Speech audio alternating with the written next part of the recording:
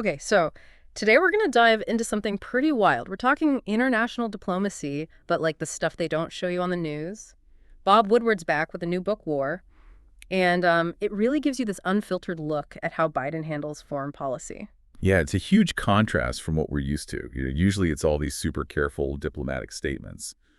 But war, it's like it pulls back the curtain, shows it's a much more, let's just say a much more raw side of President Biden. Graham might be putting it lightly. There's this part in the book where Biden straight up calls another world leader a bad feeling guy. And it's not who you'd think. Okay. Definitely not your typical diplomat. And that's what makes this book so interesting. You get to see how these really important relationships actually work, especially with something like the war in Ukraine. It's high stakes. Which reminds me, Biden's interactions with Putin are a big part of this book. And this is what really got me in. Woodward talks about this crazy intelligence operation the U.S. had going on.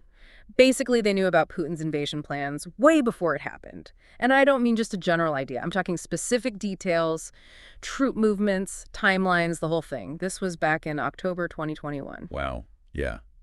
That's incredible. But I mean, imagine getting that intel, seeing the sheer scale of what Putin was planning.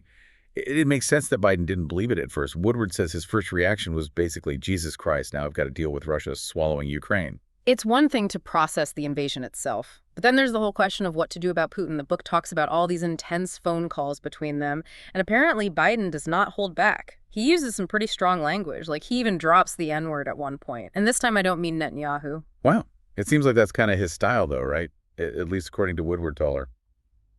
Biden's not afraid to speak his mind, even if it makes diplomats sweat a little. But it wasn't just tough talk. What really got to me was how seriously everyone was taking the possibility of nuclear war. At one point, they estimated the chances of Putin using nukes at 50%. Yeah, that's scary. We throw around terms like nuclear deterrence, but war puts you right there. In those rooms where those decisions are being made, the fate of the world and the balance, it's intense and honestly terrifying. Totally different picture from the press releases we were seeing at the time. Looking back, it's easy to forget how close we might have been to something really, really bad. Absolutely. And it's interesting to see how this whole thing with Russia plays into Biden's other relationships, especially with Israel and Netanyahu, because while everyone was watching Ukraine, there was this other complex situation happening behind the scenes. It's like this perfect storm, right? You've got this massive conflict going on in Ukraine, and then in the background, there's all this tension brewing between Biden and Netanyahu. Oh, yeah. Woodward does not hold back on that. One minute you're reading about these intense phone calls with Putin, and the next later, Biden's calling Netanyahu a bad thing guy. Later on, he even calls him a feasting liar. Wow. Those are some strong words for sure. Especially considering how careful the U.S. usually is when they talk about Israel. What was it about Netanyahu's approach that really got under Biden's skin? Well, Woodward points out a few things. First, there's this kind of underlying tension. Like, Biden obviously supports Israel publicly. He has to. But privately, he has serious doubts about Netanyahu's leadership, especially during those times when things escalated in Gaza. Right. It's one thing to disagree on policy, but this feels way more personal. Oh, totally. There's this one part where Biden just lays into him. He says, Bibi, you've got no strategy. You can just tell how frustrated he is. Yeah, it's more than frustration. It sounds like exasperation. But the book doesn't just give us these crazy quotes. It actually connects them to things that were happening. Like there's this whole part about an Iranian missile strike that really shows the friction between them. Oh, right. This is where you can really see those different approaches clashing. Iran launches a missile into Iraq, and Netanyahu immediately wants to retaliate. But Biden's telling him to hold off. He's worried about things escalating. He's thinking about the bigger picture in the Middle East. And that's where those private criticisms of Netanyahu start to make more sense. It's not just a personality clash. They have completely different ideas about how to deal with these really delicate situations. Exactly, and that's what international diplomacy is all about. Trying to keep everyone happy while also navigating these incredibly complex situations. All while managing huge egos. Speaking of big egos, we can't talk about international drama without mentioning a certain someone who always seems to pop up. You talking about Trump? The one and only. And of course, Woodward has some pretty wild stuff about Trump and Putin in here. Okay, so are you ready for this? During COVID, Trump sent Putin some of those Abbott testing machines. And not just for Russia in general, specifically for Putin's personal use. Seriously, what was that all about? I know, right? Woodward seems to think that Putin asked Trump to keep it quiet. Didn't want any bad press. Which, knowing Putin, isn't all that surprising. Right, but get this. Woodward also writes about these secret phone calls Trump and Putin were having after Trump left office.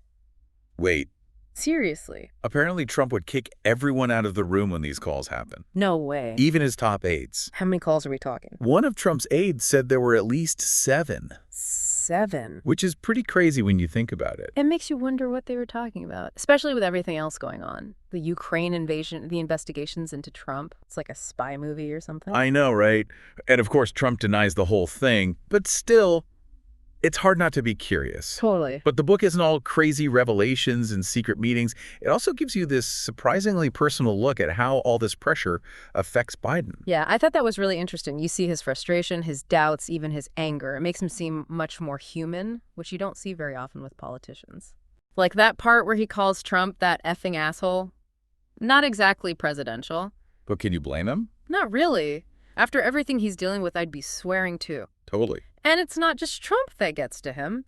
Woodward also talks about how Biden felt about how Obama handled Putin back in 2014. Really? Yeah, apparently Biden thought Obama and his team really messed up by not taking Putin more seriously after Crimea.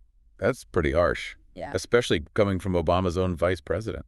I know Woodward actually quotes Biden saying that they fucked up and that they basically gave Putin permission to keep going. Wow. It sounds like he learned a hard lesson from that.